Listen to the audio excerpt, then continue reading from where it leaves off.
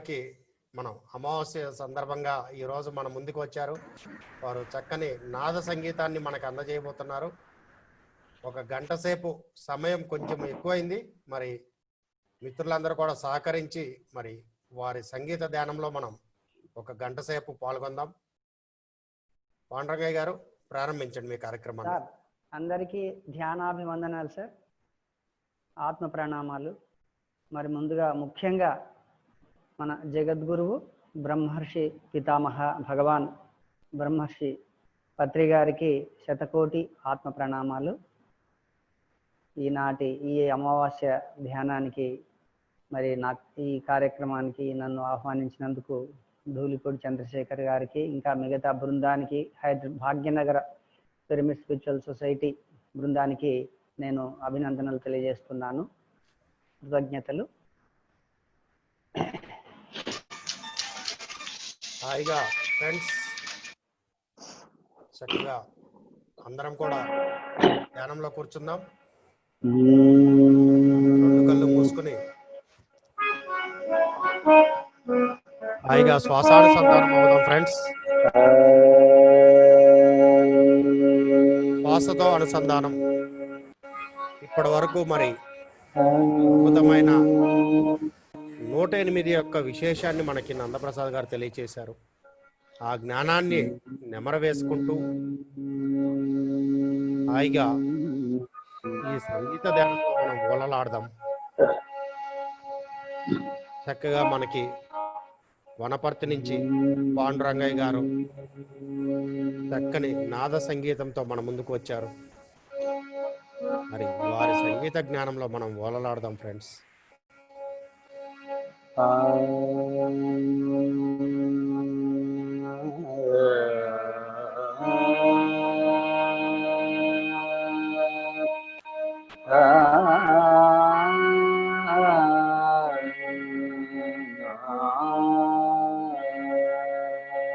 హాయిగా శ్వాసానుసంధానం. ఉత్తమోత్తమం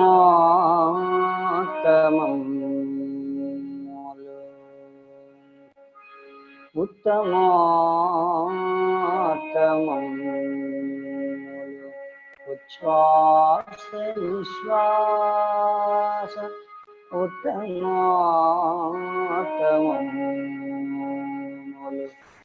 ఉచ్ఛ్వాస నిశ్వాస పంతులరసి తాను బ్రహ్మమదూత ఉత్తమోత్తమం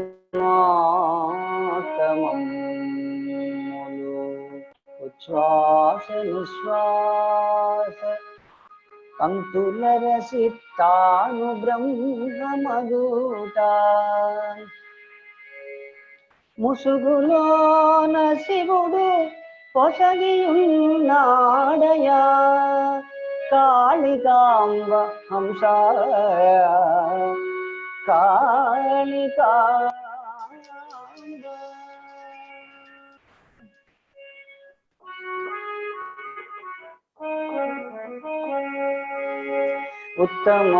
ఉత్తమోత్తమం ఉచ్ఛ్వాస నిశ్వాస పంతులరసి తాను బ్రహ్మమదూత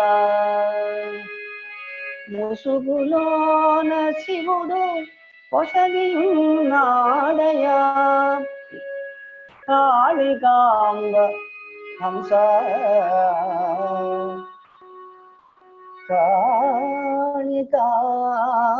కాళికాంబ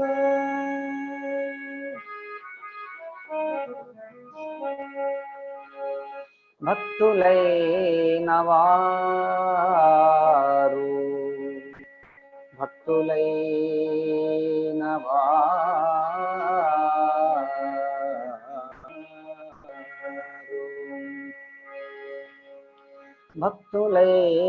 వారు పరిపక్వ బుద్ధిచే ధ్యానమందు ఆత్మనందగలరు. భక్తులైన వారు పరిపక్వ బుద్ధిచే ధ్యానమందు ఆత్మనందగలరు. ఆత్మనంద శాశ్వతానంద సుఖమాగు. ఆత్మానంద శాశ్వతానంద సుఖమాగు. కాళికాంబ హంస కాళికాంబ.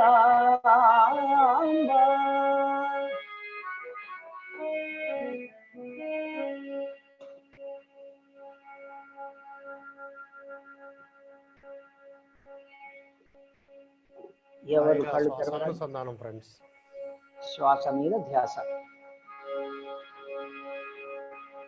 కాళికాంబయనుట కాళికాంబయనుట లీలా వినోదంబు కాదు కాదు.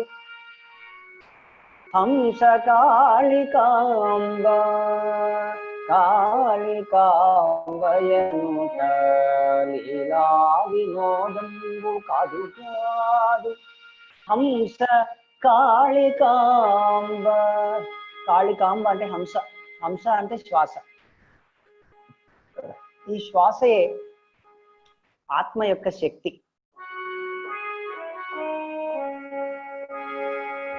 కాళికాంబయనుట లీలా వినోదంబు కాదు కాదు. హంస కాళికాంబ. హంస కాళికాంబ ఆత్మకాళిక సుమా. కాళికాంబ హంస కాళికాంబ.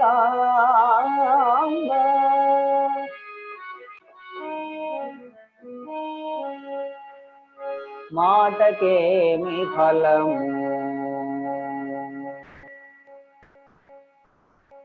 మాటకేమి ఫలము, మనసు నిల్ప ఫలం. మనసు నిల్ప తేట మాట దొరుకు.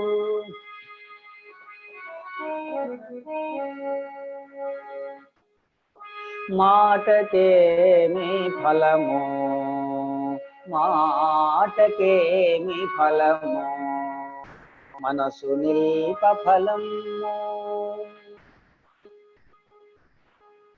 మనసు నిల్ప తేట మాట దొరుకు. మాటకేమి ఫలము.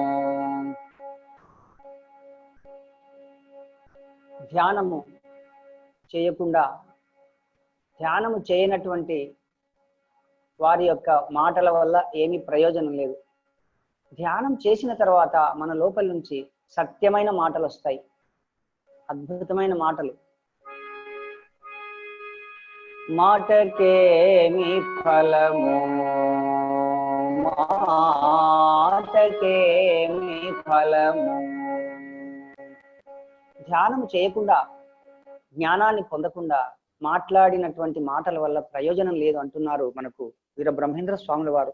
మాట గురించి, వాక్ గురించి ఎంత అద్భుతంగా వివరిస్తున్నారో ఈ పద్యం ద్వారా మనకు.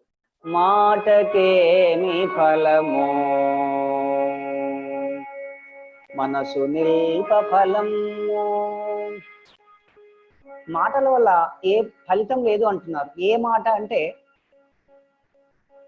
అసత్యమైన మాటలు, జ్ఞానము లేని మాటలు, ధ్యానము చేయకముందు మాట్లాడినటువంటి మాటలు ఏమీ తెలియకుండా. మాటకేమి ఫలము, మనసు నిల్ప ఫలము. మనసు నిల్ప తేట మాట దొరుకు.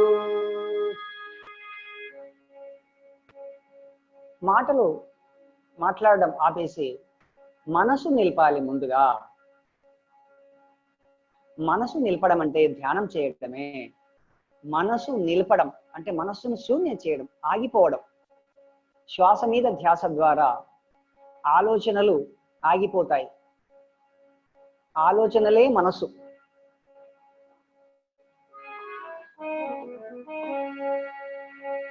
మాటకేమి ఫలము మనసు నిల్ప ఫలము. మనసు నిలిపితేనే ఫలము. మనసు నిల్ప తేట మాట దొరుకు. ఎప్పుడైతే మనసు నిలిచిపోతుందో మరి ఆత్మ ప్రత్యక్షం అవుతుంది. అప్పుడు ఆత్మలోంచి సత్యపూర్వకమైన మాటలు వస్తాయి. అవి తేట మాటలు అంటే స్పష్టంగా ఉంటాయి.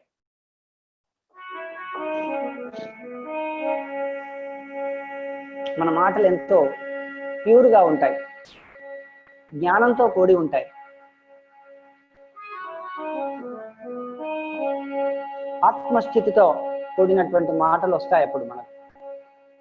మాటకేమి ఫలము మనసు నిల్ప ఫలము. మనసు నిల్ప తేట మాట దొరుకు. మాటకేమి ఫలము మనసు నిల్ప ఫలము. మనసు నిల్ప తేట మాట దొరుకు. తేట మాట దొరుక దేవతామూర్తియం. ఎప్పుడైతే జ్ఞానంతో కూడిన మాటలు మన నోట్లోంచి వస్తాయో అప్పుడే మనం దేవతామూర్తులం అవుతాం. దేవతలు ఎలా మాట్లాడతారో మరి మనం భూమిపై ఆ విధంగా మనం మాట్లాడతాం. తేట మాట దొరుక దేవతామూర్తియం. కాళికాంబ హంస కాళికాంబ.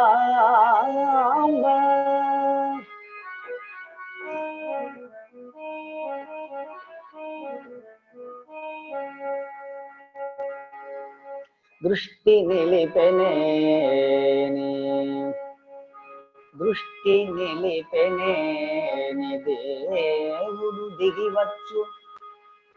దృష్టి నిలపడేని నష్టపడును. దృష్టి నిలిపెనేని దేవుడు దిగివచ్చు.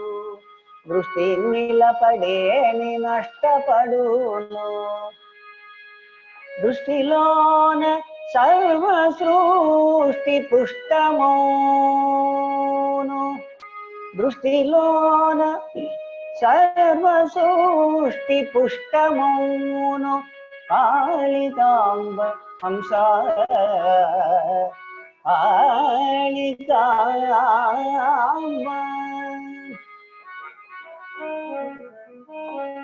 దృష్టి నిలపడం అంటే ముందుగా మనము శ్వాస మీద ధ్యాస పెట్టగా పెట్టగా పెట్టగా ఆలోచనలు ఒక్కొక్కటి తగ్గిపోతూ మన యొక్క చూపు రెండు కనుబొమ్మల మధ్యన నిలిచిపోతుంది. అదే దృష్టి నిలపడం.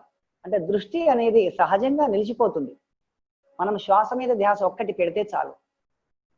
ఆలోచన స్రవంతి, ఆలోచనల ప్రవాహము వెళ్ళు అలా వస్తుంటుంది. తోలు కనులు మూసి తోలు కనులు మూసి తాలోన చూసి. తోలు కనులు మూసి తాలోన చూసి. మనస్సు నాపి మనస్సు మాపి. మనస్సు నాపి మనస్సు మాపి. తనువు మరచి తనలో తానిలుచు. ధ్యానమొక్కటే రాజమార్గము. ధ్యానమొక్కటే రాజయోగము.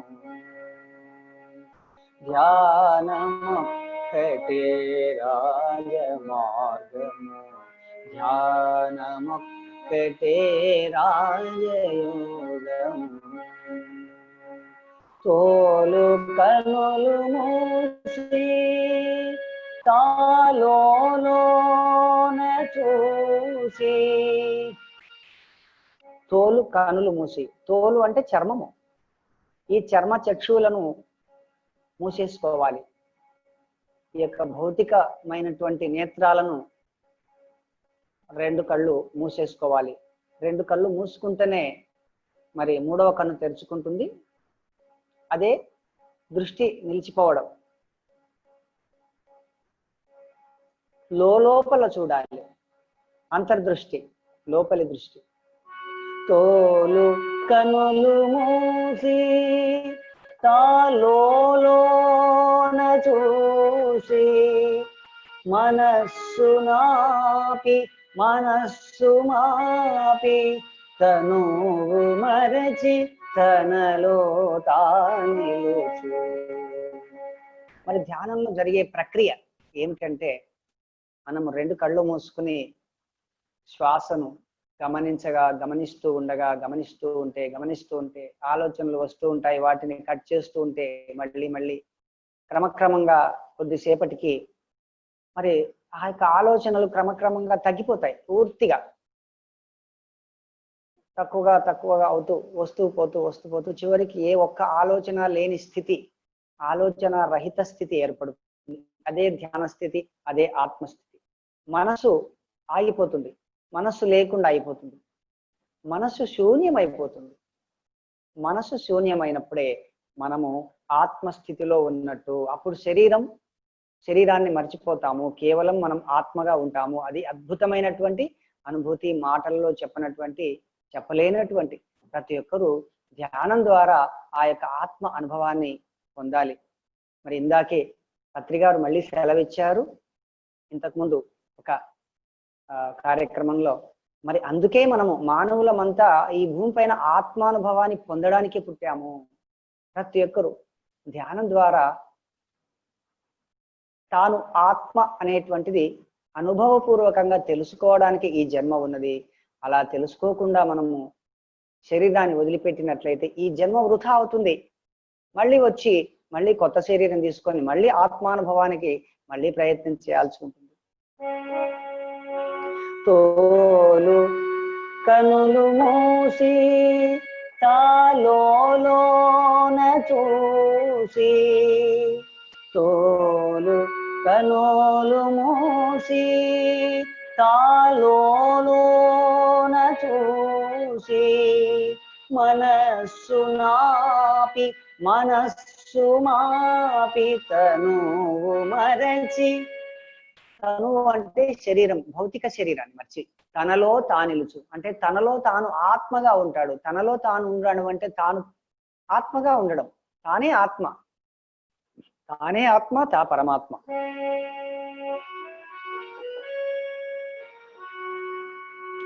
తోలు కనులు మూసి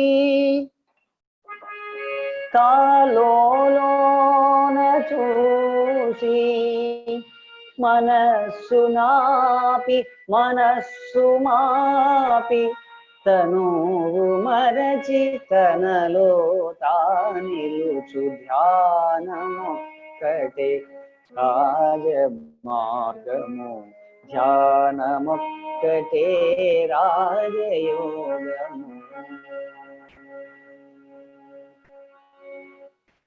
వెదురు దేహమే వేణునాద సందోహమై వెల్లువ సందేహమే వేదనాద సమాధానమై. వెదురు దేహమే వేణునాద సందోహమై వెల్లువ సందేహమే వేదనాద సమాధానమై. మరి ఇందాకే మనం విన్నాము నందప్రసాద్ గారు చెప్పినటువంటి మాటల్లో ముఖ్యంగా సందేహం అనేటువంటి మాట. మరి ధ్యానం చేస్తూ ఉంటే మనకి ఎన్నో సందేహాలు వస్తుంటాయి వెల్లువల. మరి అవన్నీ కూడా ఒకటొకటి పోతాయి అన్నమాట, వెళ్ళిపోతాయి ధ్యానంలో. మనం ఎంత ధ్యానం చేస్తే మన సందేహాలు అన్ని తీరిపోతూ ఉంటాయి. మరి అందుకే వాల్మీకి మహర్షి చెప్పారనమాట, సందేహించకు మమ్మా రఘురాము ప్రేమను సీతమ్మా సందేహించకు మమ్మా రఘురాము ప్రేమను సీతమ్మా సందేహించకు మమ్మా ఒకే బాణము ఒకటే మాట ఒక భామకే రాముని ప్రేమ ఒకే బాణము ఒకటే మాట ఒక భామకే రాముని ప్రేమ మిన్నే విరిగి పడినా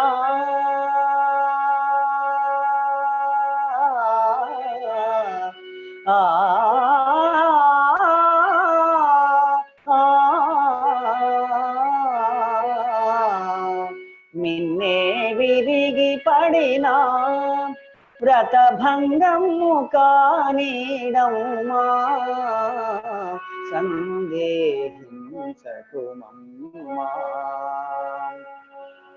రఘుకులేశుడే ధర్మము వీడి మరో భామతో కూడిన నాడు నాదు జపము తపము నా కావ్యం హృదయ గుణమా సందేహించకు మమ్మా. మరి ఆ విధంగా మన సందేహాలన్నీ ధ్యాన సాధన ద్వారా తీరిపోతాయి. వెదురు దేహమే వేణునాద సందోహమే వెల్లువ సందేహమే వేదనాద సమాధానమే. మన సందేహాలన్నింటికి ధ్యానంలో సమాధానాలు లభిస్తాయి. మన శరీరము వెదురులా ఉన్నటువంటి, ధ్యానానికి పూర్వము ఒక వెదురు బొంగులా ఉన్నటువంటి మన శరీరము ఒక పిల్లన గ్రోవిగా మారుతుంది ధ్యానం వల్ల. శృతిగా సాగు శ్వాసలో శృతిగా సాగు శ్వాసలో లయగా మారు నిశ్వాసలో శృతిగా సాగు శ్వాసలో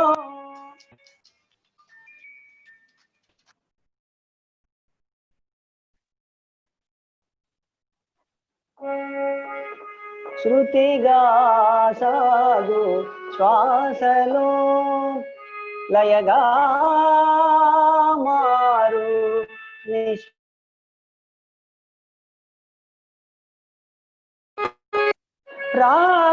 రాగభావరహిత రమ్యయోగ సమాధిలో కాంతి చూపు శాంతితో శృతిగా సాగు శ్వాసలో. మన శృతి లయలు మన లోపలే ఉన్నాయి. మరి ఉచ్ఛ్వాస అనేది శృతిలాగా, మరి నిశ్వాస అనేది లయలాగా ఈ శృతి లయలు రెండు కూడా సాగుతూ ఉంటాయి, ఒకదాని వెంట ఒకటి ఉచ్ఛ్వాస నిశ్వాసలు. మరి వీర బ్రహ్మేంద్ర స్వాముల వారు అన్నారు, ఉత్తమోత్తమములు ఉచ్ఛ్వాస నిశ్వాస పంక్తులరసి తాను బ్రహ్మమగుట. ఉత్తమోత్తమములు ఉత్తమోత్తమములు ఉచ్ఛ్వాస నిశ్వాస పంక్తులరసి తాను బ్రహ్మమగుట. ఉత్తమోత్తమములు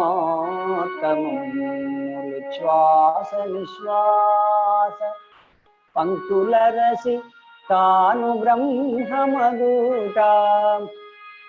మరి తాను బ్రహ్మము కావడం, బ్రహ్మం అంటే ఆత్మ, తాను ఆత్మ అని తెలుసుకోవడం ఎలాగా, ఆత్మ యొక్క అనుభవాన్ని ఎలా పొందాలి అనే దానికి ఒక చక్కటి అద్భుతమైనటువంటి సాధనను మరి మనకు పరమ గురువులు పరమ ఋషులందరూ అందించారు.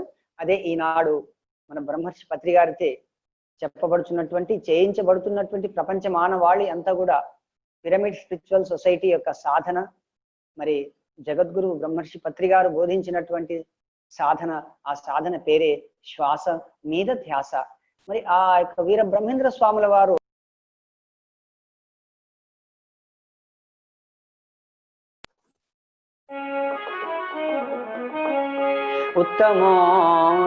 ఉత్తమోత్తమములు ఉత్తమోత్తమములు శ్వాస నిశ్వాస పంక్తుల రసి తాను బ్రహ్మమగూట ఉత్తమోత్తమములు ఉచ్ఛ్వాస నిశ్వాస. మరి ఉత్తమోత్తమములు, ఉత్తమము కన్నా ఉత్తమం. మనము ఏదైనా ఒక వస్తువును 3 విధాలుగా మనము దాని యొక్క క్వాలిటీని మనము గుర్తిస్తాము. ఒకటి అధమము, రెండవది మధ్యమము, మూడవది ఉత్తమము. మరి ఉత్తమములో ఉత్తమమైనటువంటిది ఏదైనా ఉంది అంటే అదే శ్వాస. ఎందుకంటే అసలు మనము జీవించి ఉండడానికి, మనం ఈ ప్రపంచాన్ని చూడాలి, భౌతిక శరీరంలో ఆత్మ ఉండాలి అంటే శ్వాసయే ఆధారం. భౌతిక శరీరాన్ని ఆత్మతో కలిపి ఉండేటటువంటి భౌతిక శరీరాన్ని ఆత్మను కలిపే ఒక లింకు, భౌతిక శరీరాన్ని ఆత్మను రెండింటిని కలిపే ఒక లింక్ అదేంటయ్యా అంటే శ్వాస. ఒక వారధి, శ్వాస అనేది ఒక వారధి. భౌతిక శరీరానికి ఆత్మకు మధ్యన ఒక వారధి, ఒక బ్రిడ్జ్. ఆత్మను చేరుకోవాలి అంటే, ఆత్మ యొక్క అనుభవాన్ని పొందాలంటే మనం ఆ శ్వాస ద్వారానే వెళ్ళాలి. వేరే మార్గము లేదు గాక లేదు. ఆత్మానుభవాన్ని పొందిన వాళ్ళంతా కూడా శ్వాస ద్వారానే పొందారు. ఉత్తమోత్తమములు శ్వాస నిశ్వాస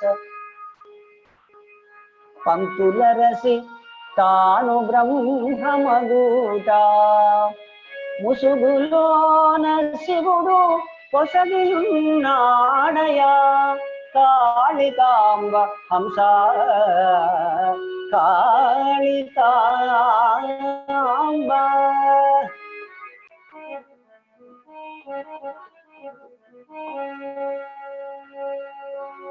అందుకే మరి మనకు పత్రి గారు ఈనాడు చక్కటి తెలుగులో శ్వాస మీద ధ్యాస అని అందరికీ అర్థమయ్యే విధంగా చెప్పారు.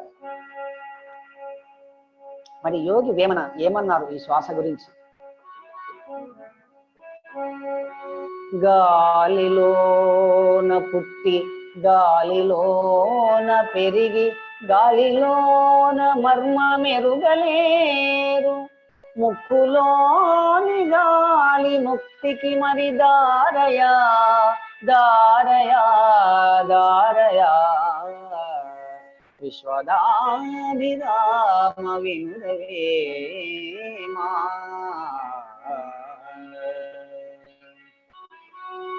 గాలిలోన పుట్టి గాలిలోన పెరిగి గాలిలోన మర్మ మెరుగలేరు ముక్కులోని గాలి ముక్తికి మరి దారయా దారయా దారయా విశ్వదాభిరామ వినురవేమా.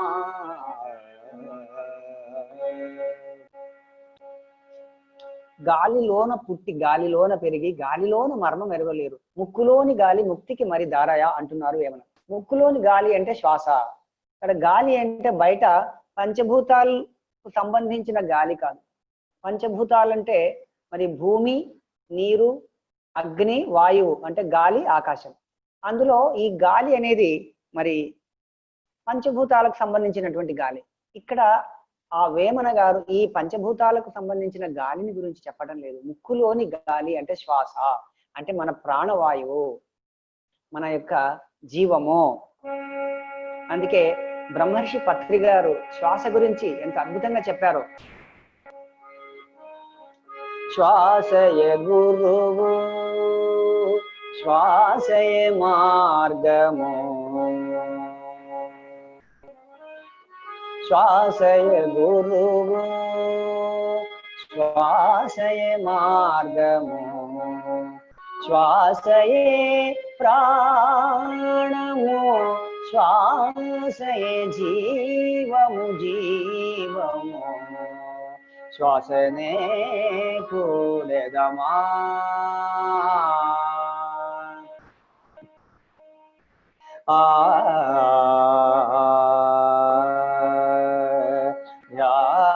ధ్యానము చేసెదమా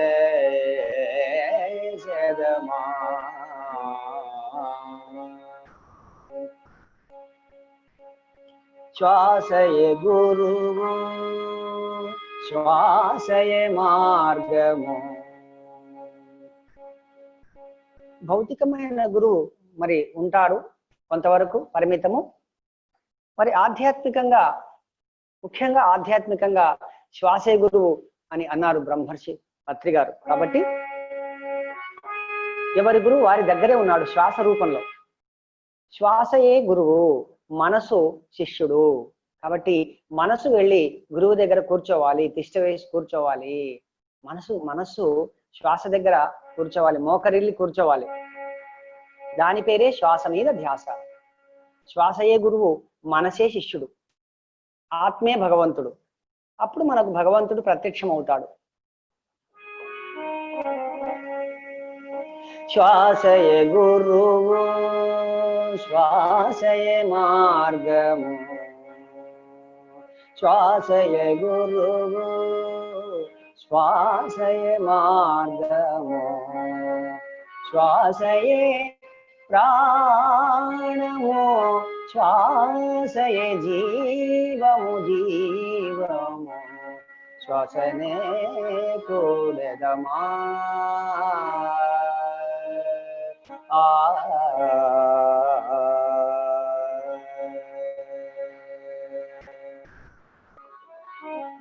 అందుకే వీర బ్రహ్మేంద్ర స్వాముల వారు అంటున్నారు, వద్దనున్న గురుని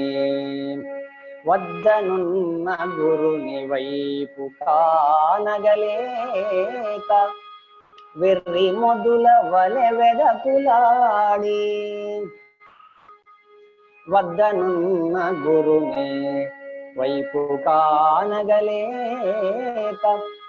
వెర్రి మొద్దుల వలె వెదకులాడి, బుద్ధిమాలి నరులు పోయిరి పోకగా కాళికాంబ హంస కాళికాంబ.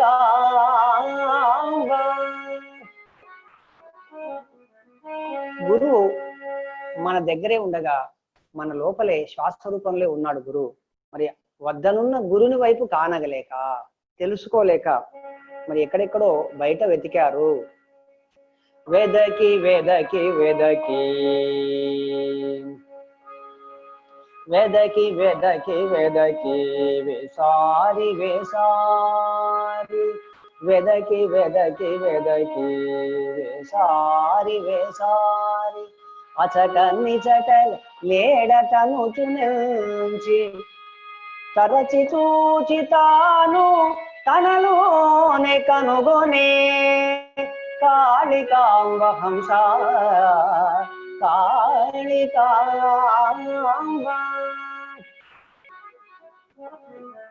గురువు కొరకు మరి ఆ భగవంతుని కొరకు ఎక్కడెక్కడో వెతికాడు మానవుడు. చివరికి వెదకి వెదకి వెదకి వేసారి విసిగిపోయాడు, అలసిపోయాడు.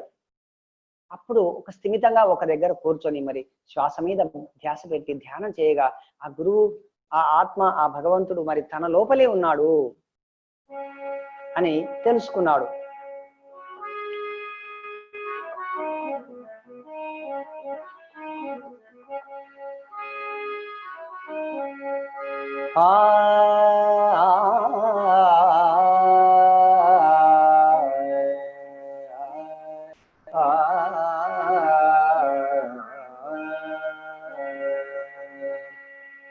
కాళికాంబయనుట కాళికాంబయనుట లీలా వినోదంబు కాదు కాదు హంస కాళికాంబ. కాళికాంబయనుట లీలా వినోదంబు కాదు కాదు హంస కాళికాంబ. హంస కాళికాంబ ఆత్మకాళిక సుమా, కాళికాంబ హంస కాళికాంబ. కాళికాంబ అనే పదం యొక్క అర్థాన్ని మనకు ఎంతో అద్భుతంగా వివరిస్తున్నారు వీర బ్రహ్మేంద్ర స్వాముల వారు. కాళిక అంటే ఆత్మ, కాలము. భగవంతుడు కాలస్వరూపుడు, మరి కాలమే భగవంతుడు అన్నారు భగవద్గీతలో. కాళిక అంటే ఆత్మ, అంబ అంటే శక్తి, ఆత్మ యొక్క శక్తి. ఆత్మ యొక్క శక్తి శ్వాస రూపంలో ఉన్నది. కాళికాంబ అంటే హంస, కాళికాంబ అంటే హంస, హంస అంటే శ్వాస. కాబట్టి కాళికాంబ అంటే శ్వాస.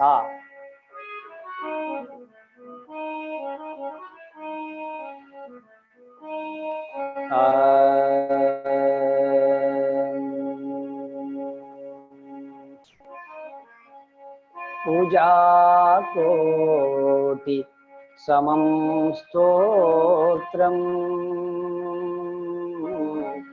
స్తోత్రకోటి సమో జపః. పూజాకోటి సమం స్తోత్రం, స్తోత్రకోటి సమో జపః.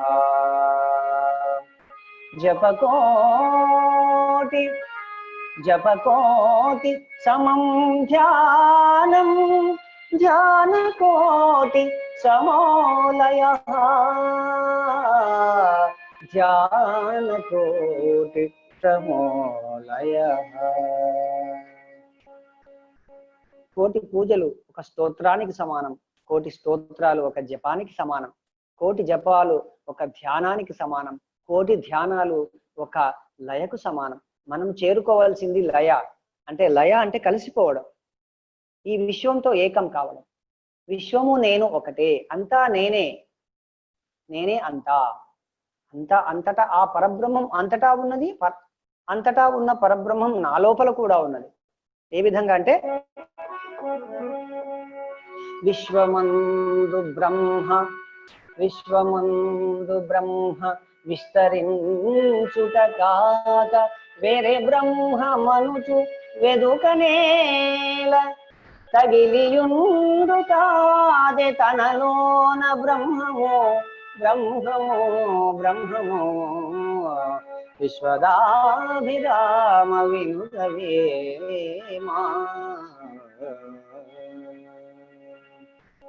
మనము ఈ భౌతిక శరీరంలో ఉన్నందుకు ఆ యొక్క పరిమితత్వం, మనం పరిమితంగా ఉన్నాము.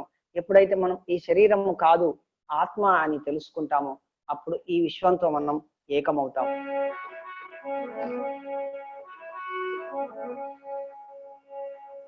బహూనాం జన్మనామంతే జ్ఞానవాన్ మాం ప్రపద్యతే, వాసుదేవ సర్వమితి సమహాత్మా సుదుర్లభః.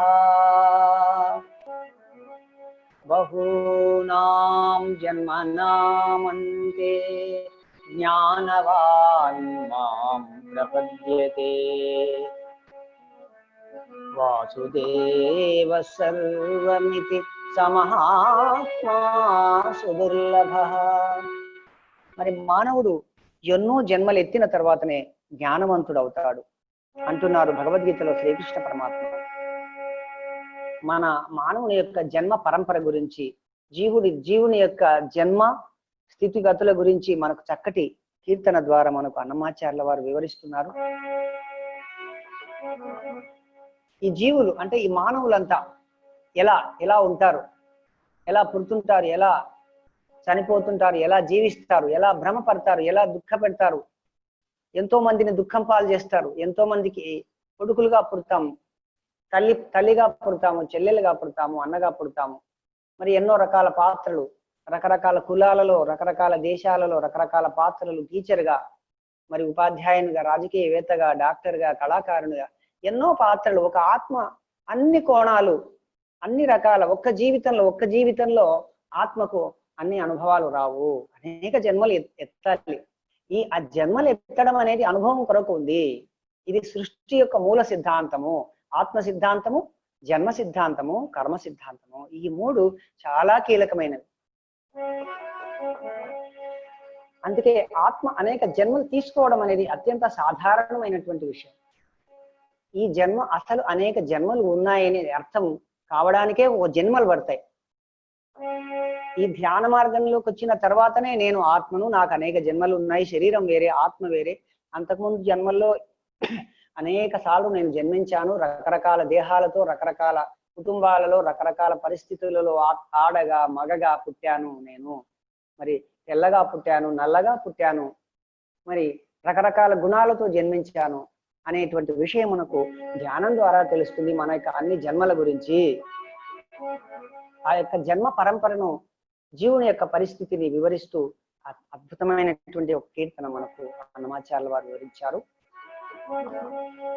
ఎవ్వరెవ్వరి వాడు ఈ జీవుడు, ఎవ్వరికి నేమౌను ఈ జీవుడు, ఎవ్వరెవ్వరి వాడు ఈ జీవుడు, ఎవ్వరికి నేమౌను ఈ జీవుడు, ఎవ్వరెవ్వరి వాడు, ఎవ్వరెవ్వరి వాడు ఈ జీవుడు, ఎవ్వరికి నేమౌను ఈ జీవుడు, ఎవ్వరెవ్వరి వాడు, ఎందరికి కొడుకుగాడి జీవుడు, వెనక ఎందరికి తోబుట్టుడి జీవుడు, ఎందరికి కొడుకుగాడి జీవుడు, వెనక ఎందరికి తోబుట్టుడి జీవుడు, ఎందరిని భ్రమయింపడి జీవుడు, ఎందరిని భ్రమయింపడి జీవుడు, దుఃఖమెందరికి గావింపడి జీవుడు, ఎవ్వరెవ్వరి వాడు, ఎక్కడెక్కడ తిరుగడి జీవుడు, వెనక ఎక్కడో తన జన్మమీ జీవుడు, ఎక్కడెక్కడ తిరుగడి జీవుడు, వెనక ఎక్కడో తన జన్మమీ జీవుడు, ఎక్కడి చుట్టమో ఈ జీవుడు, ఎప్పుడెక్కడికి ఏగునో ఈ జీవుడు, ఎవ్వరెవ్వరి వాడు,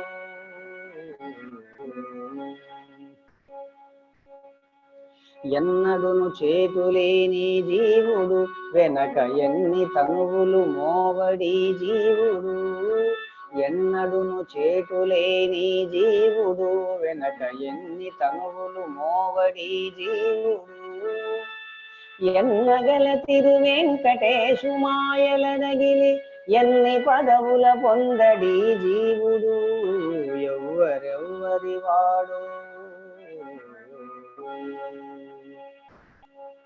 మరి చూడగా ఈ జీవునికి ఎన్నో జన్మలు గతించాయి, కొన్ని వందల జన్మలు, వేల జన్మలు. మరి ఒక్కొక్క జన్మలో ఆ జన్మకు సంబంధించినటువంటి బంధాలు ఉంటాయి, ఆ బంధాలు ఆ జన్మకే పరిమితం. ఒక్కసారి ఒక మనిషి శరీరాన్ని వదిలివేస్తే ఆ బంధాలన్నీ తెగిపోతాయి, మళ్ళీ కొత్త జన్మలో కొత్త బంధాలు వస్తాయి, కొత్త పాత్రలు, కొత్త చుట్టాలు, కొత్త ఇల్లు, కొత్త తండ్రి, కొత్త తల్లి. అంతకుముందున్న తల్లి వేరే, ఆ తల్లి పాత్ర అయిపోయింది, తండ్రి పాత్ర అయిపోయింది, కొత్త ఇల్లు, కొత్త ఇల్లాలు, కొత్త పిల్లలు, కొత్త సంతానం, ఇలా కొత్త కొత్త కొత్త బంధాలు. ప్రతి జన్మలో కూడా కొత్త కొత్త బంధాలు. ఒక జన్మలోని బంధాలకు ఇంకొక జన్మలోని బంధాలకు సంబంధమే లేదుగాక లేదు. ఈ విషయాన్ని గ్రహిస్తే మరి ఎంతో హాయిగా ఉంటుంది. జీవితం ఒక నాటక రంగం అనేది మనకు అర్థమవుతుంది. అద్భుతంగా ఈ యొక్క కీర్తనలో మనకు ఎవ్వరెవ్వరి వాడు ఈ జీవుడు, ఎవ్వరికి నేమౌనో ఈ జీవుడు, ఎవ్వరెవ్వరి వాడు. ఎవరెవరి వాడో మనము ఎవరికో ఎన్నో జన్మలలో ఎంతో మందికి బంధాలలో ఉన్నాము. మరి ఎక్కడున్నాయి ఆ బంధాలన్నీ? కొన్ని వందల జన్మల్లో 100 బంధాలు, ఒక్కొక్క జన్మలో ఒక వందలు వేల బంధాలు ఉంటాయి. మరి అన్ని జన్మల్లో కలిస్తే కొన్ని లక్షల బంధాలు మనం ఉన్నాం. ఎక్కడున్నాయి ఆ బంధాలన్నీ కూడా? ఎక్కడికి వెళ్ళాయి? లేవు. అవన్నీ కల్పితాలు, అవంతా భ్రమ, నాటకం. అది ఒక నాటకము, ఒక పాత్ర. ఒక అనుభవాన్ని పొందడానికి పాత్ర వేస్తాము, ఒక శరీరాన్ని ధరిస్తాము, మరి ఆత్మతో మరి ఆ జీవితాన్ని జీవిస్తుంది. ఆత్మ జీవిత అనుభవాన్ని సారంగా తనతో తీసుకెళ్తుంది. ఆత్మ లోపల ఒక మెమరీ కార్డులో ఒక చిప్ లో జ్ఞానం ఏ విధంగా మెమరీగా ఉంటుందో ఆ విధంగా ఆత్మలో మన జీవితం యొక్క సారం ఉంటుంది. ఆ విధంగా ఆత్మ ఎదుగుతూ ఎదుగుతూ ఎదుగుతూ ఎదుగుతూ ఎదుగుతూ చివరికి పూర్ణాత్మ స్థితికి వెళ్లే వరకు ఈ విధంగా జన్మ పరంపర సాగుతూనే ఉంటుంది. అందుకే ఆధ్యాత్మిక సిద్ధాంతాల్లో, సృష్టి సిద్ధాంతాల్లో మరి చాలా కీలకమైనది జన్మ పునర్జన్మ సిద్ధాంతం. అందుకే మరి భగవద్గీతలో శ్రీకృష్ణ పరమాత్మ చెప్పారు కదా మనకు, జాతస్య హి ధ్రువో మృత్యుః ధ్రువం జన్మ మృతస్య చ.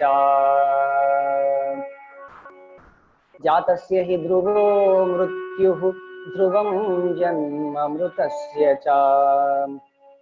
తస్మాద్ పరిహార్యేర్థే నత్వం శోచితుమర్హసి నత్వం శోచితుమర్హసి. పుట్టినవాడు మరణించక తప్పదు, మరణించిన వాడు జన్మించక తప్పదు.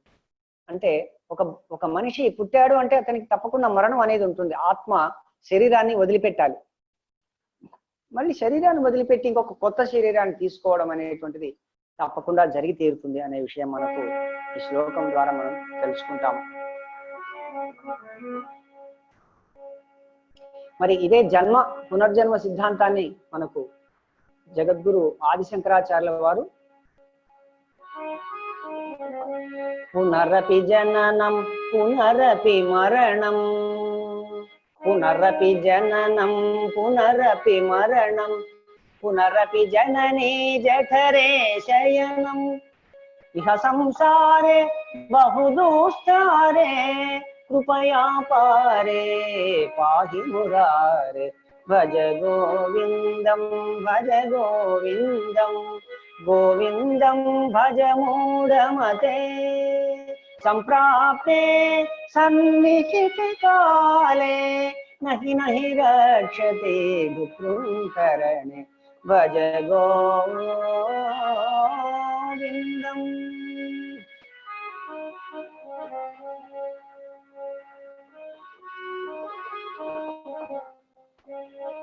సత్సంగత్వే నిస్సంగత్వం నిస్సంగత్వే నిర్మోహత్వం నిర్మోహత్వే నిశ్చల చిత్తం నిశ్చల చిత్తే జీవన్ముక్తి భజ గోవిందం.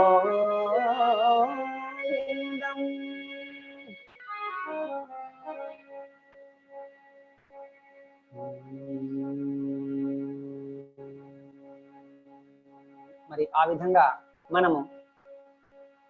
మనమందరము ఆత్మస్వరూపులము. ప్రతి ఒక్కరు కూడా ఎన్నోసార్లు ఈ భూమి మీద జన్మించవలసిందే.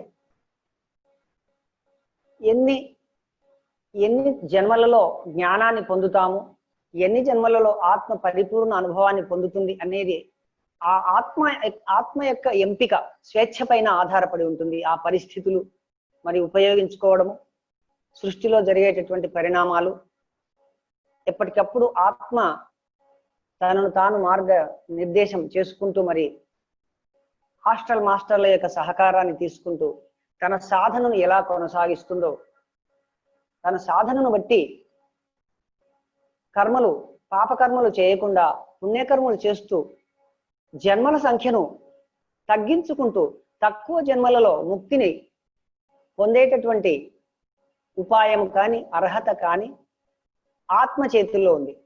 అందుకే ఉద్ధరేది ఆత్మనాత్మానం, ఆత్మను ఆత్మే ఉద్ధరించుకుంటుంది.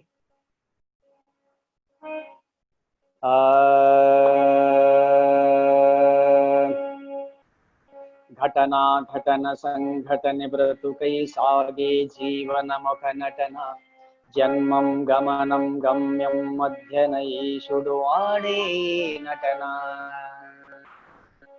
ఘటనా ఘటన సంఘటన బ్రతుకై సాగే జీవనముఖ నటన జన్మం గమనం గమ్యం మధ్యనైషుడు ఆడే నటన.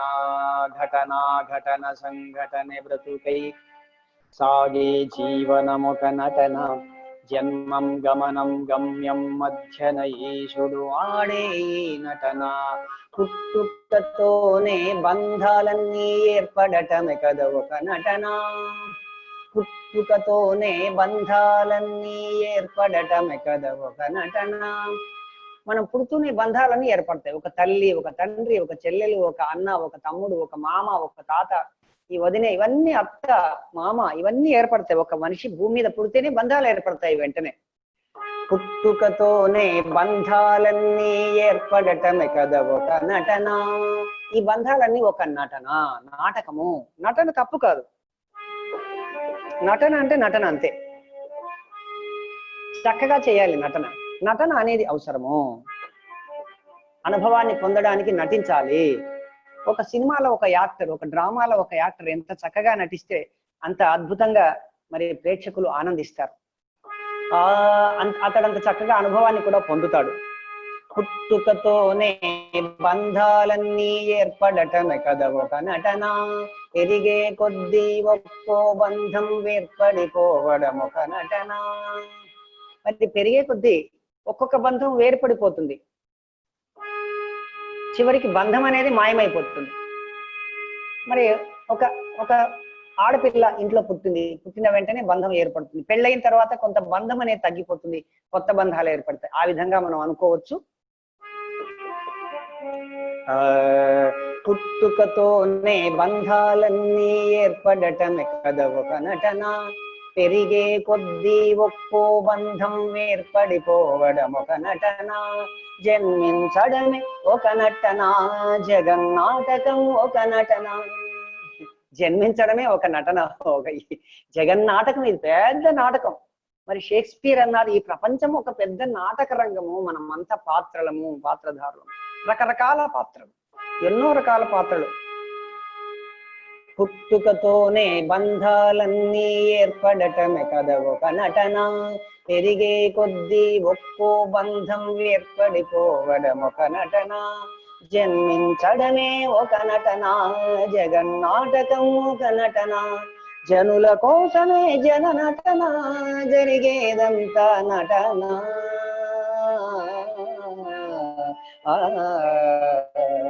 మనమంతా ఒకరికొకరు నటిస్తున్నాం. మరి ఈ నటన అనేది అవసరం. జనుల కోసమే జన నటన. ఒకరికొకరు నటిస్తున్నాం అన్నమాట. చక్కగా ఎవరి నటన వాళ్ళు చేయాల్సిందే. ఒకరికొకరు నటిస్తూ ఒకరికొకరు మరి అనుభవాన్ని పొందుతున్నారు. ఒకరి అనుభవాన్ని ఒకరు షేర్ చేసుకుంటున్నారు అన్నమాట. పుట్టుకతోనే బంధాలన్నీ ఏర్పడటమే కదా ఒక నటన. పెరిగే కొద్దీ ఒక్కో బంధం ఏర్పడిపోవడం ఒక నటన. జన్మించడమే ఒక నటన, జగన్నాటకం ఒక నటన. జనుల కోసమే జన నటన, జరిగేదంతా నటన.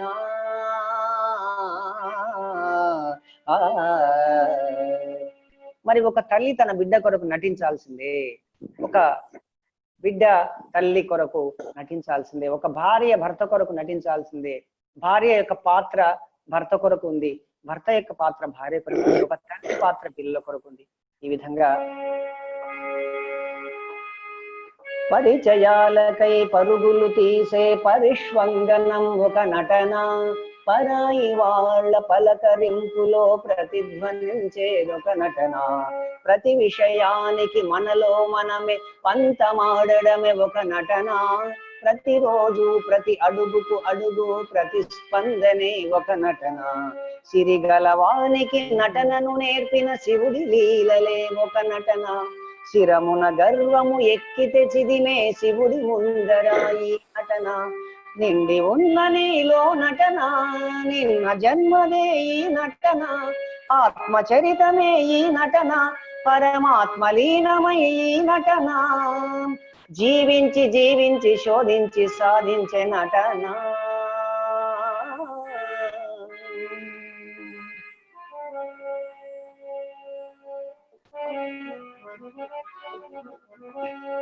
నానాటి బ్రతుకు నాటకము, నానాటి బ్రతుకు నాటకము తానక కన్నది కైవల్యము నానాటి బ్రతుకు నాటకము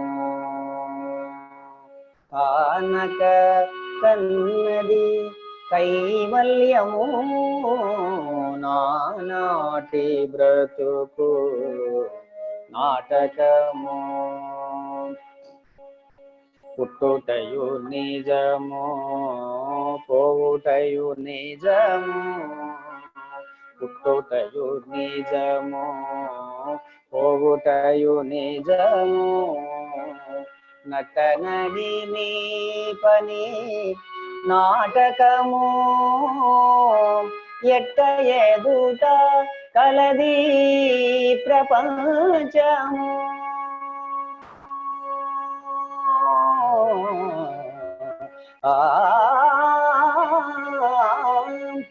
ఎట్ట ఎదుట కలది ప్రపంచము కట్టగడపటిది కైవల్యము నానాటి బ్రతుకు నాటకము కుటి చేదన్నము ఒక చోటెడిది నది మంత్రపు పని నాటకము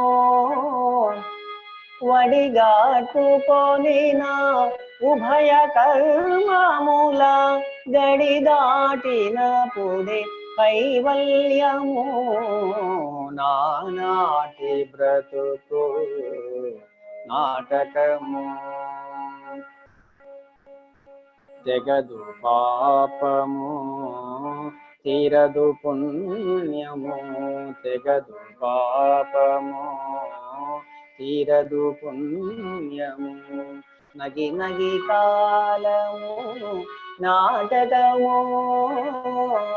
ఎగువల శ్రీ వెంకటేశ్వరుడేలిన గగనము మీదిది కైవల్యము నానాటి బ్రతుకు నాటకము నాటకము నాటకము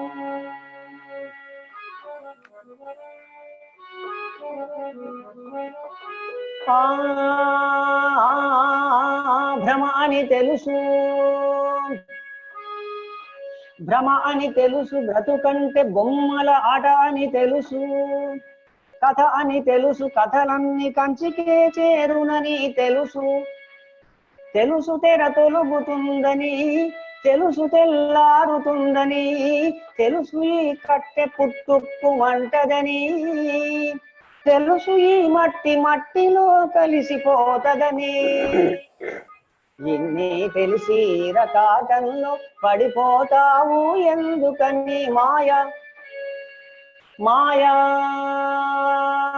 వేదం తెలుసు వేదం తెలుసు దీపము తైలమున్నదాకే దీపమను వేదాంతం తెలుసు శాస్త్రం తెలుసు శాశ్వతంగా ఉండే దెవ్వడీడలేడని తెలుసు తెలుసు ఇది నీటి మూటని తెలుసులే గాలి మేడని తెలుసు ఈ బుడగట్టప్పని పగిలిపోతదని తెలుసు ఉట్టిపై ఉన్నదంత హుష్కాకి అని అన్నీ తెలిసి అడుసులో పడి దొర్లుతుంటావు దేనికని మాయ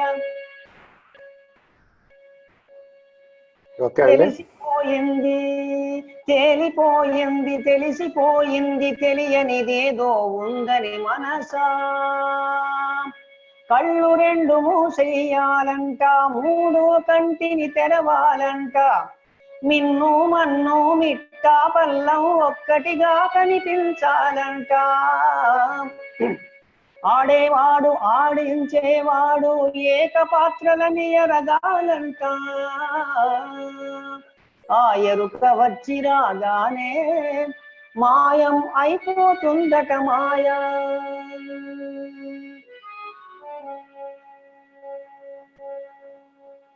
ఓకే, థ్యాంక్ యూ అండి ఓకే సార్, పాండురంగయ్య గారు. Thank you sir.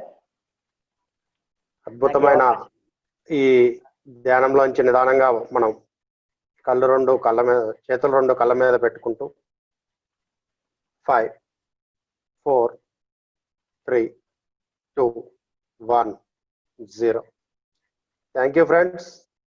మరి పాండురంగయ్య గారి చక్కని నాద సంగీతంలో మనం ఒక గంట పాటు హాయిగా ధ్యానం చేసాం. అలాగే మరి ఈరోజు అమావాస్య సందర్భంగా మరి నందప్రసాద్ గారి అద్భుతమైన 108 పిరమిడ్ల యొక్క విశేషాన్ని, దాని యొక్క విశిష్టతని చక్కగా మనకి తెలియజేశారు. మరి పాండురంగయ్య గారికి ఈ సందర్భంగా కృతజ్ఞతలు తెలియజేస్తున్నాం. నాకు ఈ అవకాశం ఇచ్చినందుకు ధన్యవాదాలు సార్. థ్యాంక్ యూ అండి, థ్యాంక్ యూ పాండురంగయ్య గారు. మరొకసారి జగద్గురు బ్రహ్మర్షి పత్రి గారికి మరొకసారి ఆత్మ ప్రణామాలు సార్.